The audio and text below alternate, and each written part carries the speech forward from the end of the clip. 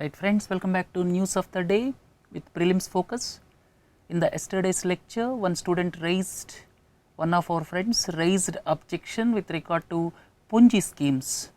Actually, I told in the lecture also, ponzi schemes, initially the Sebi in its affidavit contended that ponzi schemes comes under the purview of state governments. Subsequently, there was some news report that ponzi schemes comes under the purview of Sebi, and again there was news report that Sebi, the ponzi schemes will come under the purview of Sebi. So, that is in fact things are not clear as far as ponzi is concerned, but as per the affidavit submitted by Sebi, it stated that ponzi schemes comes under the regulatory purview of state governments, and subsequently news report stated that government is trying to bring ponzi schemes under the regulatory purview of Sebi, right. So, this is clarification, and in fact I told yesterday itself, and look at the news of the day. Aadhaar PAN linkage meant to plug tax leaks, says Supreme Court. And here, before going ahead, three things from examination perspective, don't forget. The first one is vote on account is going away from this year because the budget was preponed by 1 month, and second point is rail and general budgets were merged for the first time since 1924. Third point is plan and non-plan classification has gone away. So, these three things please don't forget. And with regard to the changes, Aadhaar is made mandatory for declaring income tax returns from 1st July 2017, and PAN card will be linked with Aadhaar. Another point is cash transactions for a single payment reduced to rupees 2 lakh from the earlier proposed 3 lakh. So, now cash transaction limit is rupees 2 lakh. Supreme Court pulls up states on food panels. Supreme Court is not happy that state food commissions are required to be established under National Food Security Act 2013, but several states have not appointed state food commissions, and please don't forget these are features of National Food Security Act 2013, and one important aspect is that also include cash for pregnant women. So, as per National Food Security Act, all of you are familiar with this rice, wheat, coarse cereals, and 5 kg of food grains will be given per capita per month. It is proposed to cover 50% of urban population, 75% of rural population, and total it is supposed to cover 2/3 of the entire population of the country. Look into the next one. Doctors worry about quality as center pushes for generics. Now, center advised to the physicians to prescribe drugs with generic names. We discussed yesterday also the difference between generic drugs as well as branded drugs.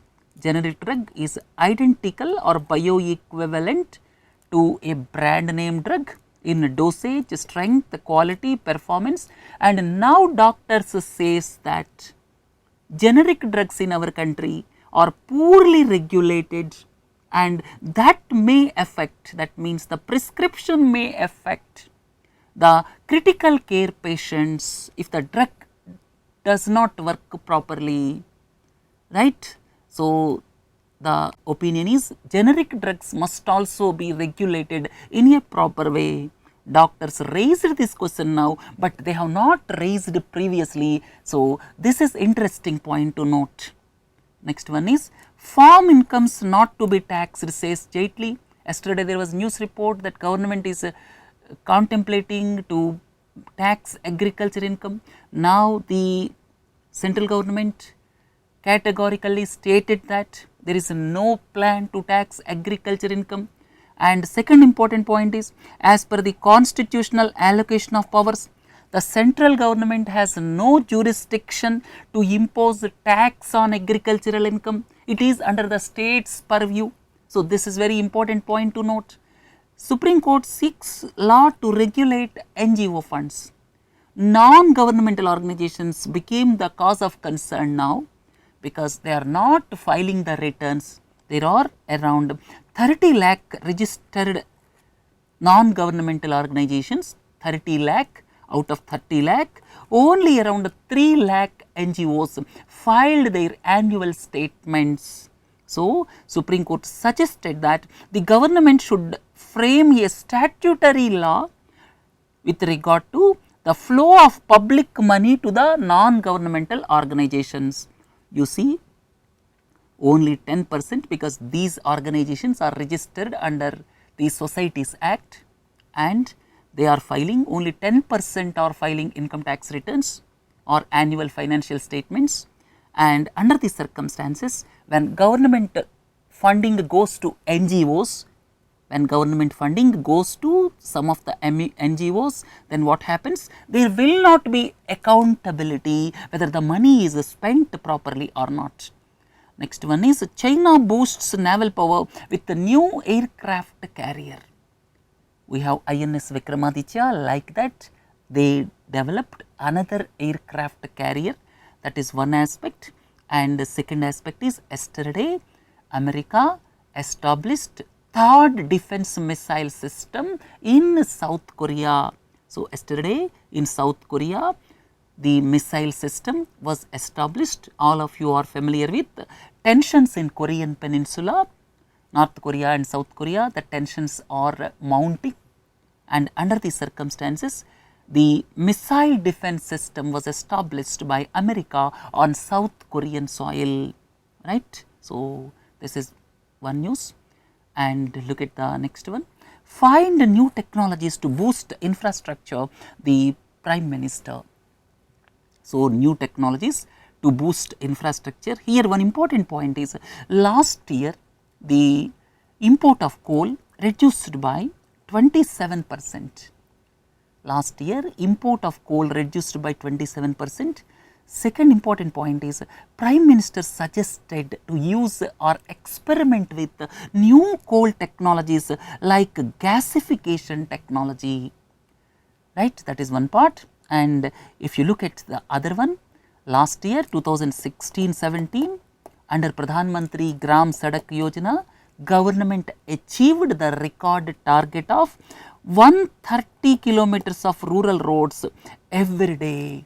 So, government under Pradhan Mantri Gram Sadak Yojana achieved the construction of 130 kilometers of rural roads every day last year, and the Prime Minister suggested the usage of space technologies to monitor the rural roads construction as well as maintenance, right. So, we have to dig further in future about what is this gasification technology, right. Look into the next one. Reorient social sector subsidies, Niti Aayog. Social sector subsidies, if they are more, basically they will crowd out the investments in education and health sector. You see, government has got a responsibility to take care of both education and health for the people who could not afford them. And interesting point to note is when the subsidies are misdirected or non-merit subsidies are there, then what happens? Most of the government money will go for these subsidies, then the investment in education and health sectors will come down. So, that is known as crowding out. Two words in economy are very important. One is crowding in.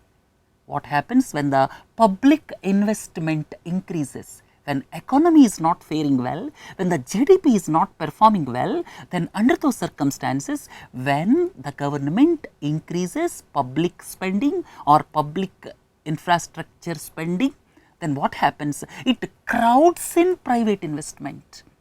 Crowding in private investment is private investment will increase.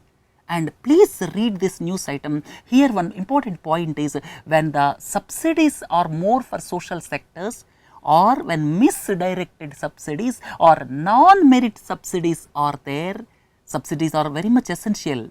And the point here is some of the subsidies are going for non-merit way. I may not deserve subsidy, but still I get subsidy. Now, under National Food Security Act, 67% or you can say 2/3 of the population are entitled for food subsidy. Is it required? So, if you analyze like this, here important point is when subsidies go in this way, then the investments in the sectors like much needed sectors like health and education will crowd out. So, please understand crowd in and crowd out. Sebi to grant one license to brokers and clearing members. And two important points. Now, you can invest in mutual funds up to rupees 50,000 rupees per annum. You can invest in mutual funds with e-wallet.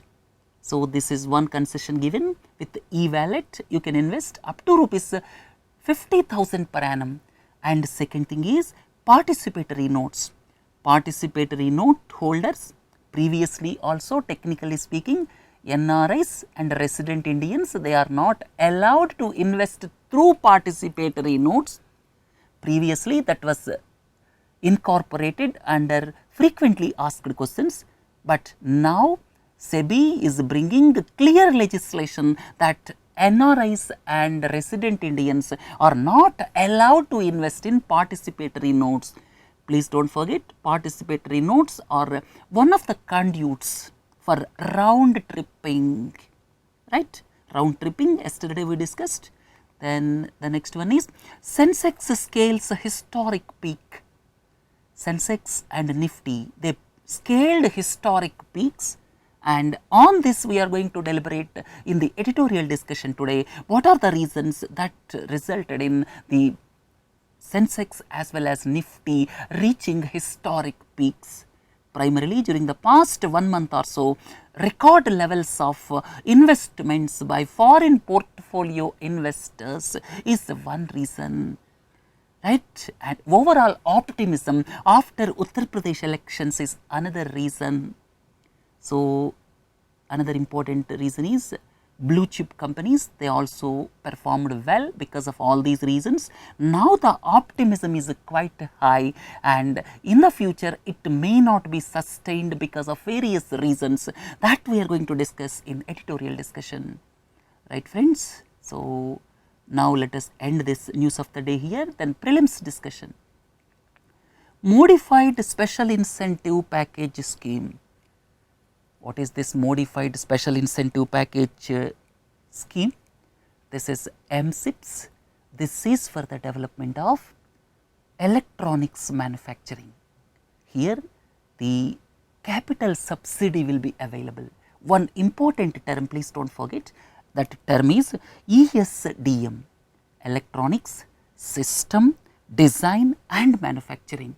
Electronics System Design and Manufacturing. Second point I would like to tell you, the imports in electronics sector, basically India aims to ensure net zero imports in electronics by 2020, net zero imports in electronics, that is one part. And here capital subsidy will be given whoever are promoting this electronics system design and manufacturing, 20% if it is in SEZs, 25% in non-SEZs. So, these are the things associated with this modified special incentive package scheme. This is for electronics manufacturing. Please do not forget, basically ESDM, that word is also very important. Just like the new defense procurement policy, one word you should not forget, what is that? Indigenously IDDM, if I am not wrong. Similarly, in electronic manufacturing, you should not forget ESDM. Look into the next one. Government announced the launch of Varishta Pension Bima Yojana 2017. Varishta Pension Bima Yojana. Last week we discussed about Vayoshri Yojana. Vayoshri is basically for giving the old age physical aids for below poverty line people. And here you see Varishta Pension Bima Yojana, this will be implemented through Life Insurance Corporation of India. Absolutely correct. For what purpose this scheme is there? Now interest rates are falling. When interest rates are falling, then senior citizens will be badly affected. So, this is some sort of social security scheme for the senior citizens, that means during old age, to protect their minimum interest. So, here this is some sort of social security scheme during old age and protect elderly persons aged 60 years and above. So, it will provide an assured pension based on guaranteed rate of return of 8% per annum for 10 years. All three correct? Here the important point to note is assured income of 8% will be given, assured income of 8% will be given for the senior citizens, that will be for 10 years. If at all any loss is there for LIC, that will be given by the central government. So, assured 8% because now the interest rates are falling, they came down to around 7% fixed interest deposit rates. So, elderly person will be affected. So, as to protect the interests of elderly persons, this scheme was devised. Chir pine trees are quite often in the news. Chir pine trees. Now also Uttarakhand, these forest fires are raging in Uttarakhand, and last year it was bad year, and chir pine is in the news last year. So, please look into this. Chir pine was brought into India by the British for commercial interests. Absolutely correct. Pine cones burn quite easily. In fact, now what the Uttarakhand government is doing? Uttarakhand government is doing two things. One is they are going for controlled burning of inflammable pine cones, controlled burning of this inflammable pine cones, and second point is it is clearing the fire lines so as to prevent the spread of fires. So, these two things Uttarakhand government is doing, and pine cones burn quite easily and they also soak up moisture from the ground. This is also right. So, pine trees on this have clear idea, because last year it created havoc in some forests in the country. Look at the following vaccines. There are 3 vaccines. Some of them are in the development stage, some of them experimental basis, they are going to be implemented. So, under these circumstances, which of the above vaccine pertains to Ebola? Here RTSS, PFSPZ, these 2 belongs to malaria, and this RVSV jabot, this is Ebola vaccine, right. 1 and 3 are malaria vaccines, 2 is basically Ebola vaccine, right. Look into the next one, amended technology upgradation fund scheme. Amended technology upgradation fund scheme, this is for what purpose? Here I would like to tell you, this technology upgradation fund scheme is basically to promote the textiles sector by giving subsidy on capital investment. Here the capital investment, that subsidy will be given up to 30 crores, some 15% capital subsidy will be given for sunrise sectors like technical textiles, and for others there is a second category, 10% subsidy up to the capital investment of 20 crores. So, this capital investments are given under this amended technology upgradation fund scheme. So, this pertains to textile sector. So, 3 things I would like to tell you with regard to textile sector. One is this capital subsidy was announced under amended technology upgradation fund scheme. Second point is fixed term employment. Fixed term employment was devised for textile sector. Third point is Bangladesh and Vietnam came to the forefront, replacing India as far as this textile sector exports are concerned. This is another important aspect. Look into the next one. We hear about alternative investment funds. Look at the following. What comes under alternative investment funds? Normal. You may have a doubt, why so special about alternative investment funds? Normal our investments are, we invest either in equities, that means we take ownership, or we invest in bonds or debentures. Bonds or debentures are nothing but debt investments, we give loan to the company. Then mutual funds, Mutual funds are basically for diversifying the investments. So, these are traditional type of investments, but alternative investment funds are something different. Alternative investment funds, risk is high, and sometimes when the company becomes successful, returns will be exorbitantly high. So, here angel investment, venture capital and private equity, that means equity investment in private limited companies. These are also comes under alternative investment funds. Nowadays, there is startups, there is angel investment, there is venture capital. These are quite frequently in the news. So, if someone is talking about alternative investment funds, please do not forget about angel investment and venture capital, right. So, these investments are basically for startups. National Social Assistance Program, this is quite old, probably established in 1995, basically providing public assistance to its citizens in case of old age pension, then sickness, disablement and some similar cases. These cases may not be exactly the same, but I am talking about similar cases like widow pension, like age old pension, like physically challenged people, they require pension, and some sort of benefit like when the person breadwinner dies. So, these type are all under this National Social Assistance Program. This is administered by the Ministry of Rural Development, please understand. This is being implemented not only in rural areas, but also in urban areas. So, one is only correct. Look into the next one, there is a provision of 1100 crore for interest equalization scheme in Union Budget 17-18. My point here is not to tell you the figures. For what purpose this interest equalization scheme is meant for? And here interest subsidy, interest equalization is nothing but interest subsidy to promote a particular aspect.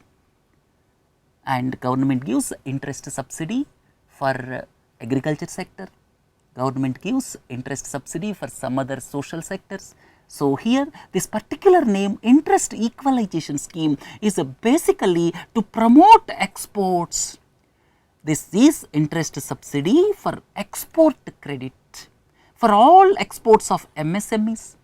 Please understand carefully, all MSMEs are covered under interest equalization scheme. So, it is interest subsidy for export credit for all exports of MSME and certain exports under 416 tariff lines. And here the interest equalization as announced by the government is a 3%, that means 3% interest subsidy is provided by the central government, and it will be available for 5 years with effect from 1/4/2015, both are correct. So, interest equalization scheme, please do not forget, this pertains to this exports, government will bear the subsidy. Governments in developing countries resort to various subsidies, and in our country, which of the following entails maximum subsidy? Here you see various types of subsidies are given by the central government, and here out of all, food is basically the maximum subsidy. Food subsidy is the highest, followed by fertilizers, followed by petroleum products. So, these things please do not forget. So, the answer here is a C, that is food subsidy is the highest among all the subsidies. Look at the last one, NPPA took a decision with regard to fixing of the prices of stents. Stents are basically used by the heart patients. Look at the following sentences. Stents have been included in the national list of essential medicines. Stents have been included in the national list of essential medicines. Then they were added to the Schedule 1 of Drugs Prices Control Order, which brings the devices under the price control. So, when something is under the Drugs Prices Control Order, that means if it is included here, then this National Pharmaceutical Pricing Authority can regulate the prices, or you can say it is the regulator for drugs, and this is under the Ministry of, it is not under the Ministry of Health and Family Welfare, it is under the Department of Pharmaceuticals. So, this is to be corrected. So, 1 and 2 correct. So, here stents have been included in the national list of essential medicines and they were added in the schedule 1 of drugs price control order, which brings the devices under price control, right. So, friends, with this we will conclude today's discussion and please do join for editorial discussion. Have a nice day. Thank you.